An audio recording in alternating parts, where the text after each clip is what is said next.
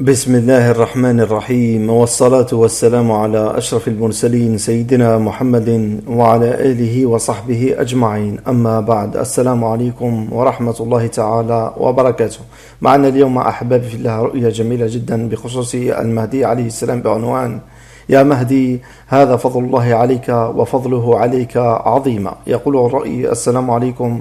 رأيت أني أشاهد رجلا أظنه المهدي عليه السلام، كان واقفا كأنه ينتظر شيئا، ثم نظر إلى السماء، وإذا بيد تعطي المهدي كتابان أبيضان، كل كتاب مغلف بورق شفاف كأنه جديد، وأخذ المهدي الكتابان وصحيت من النوم على ذلك.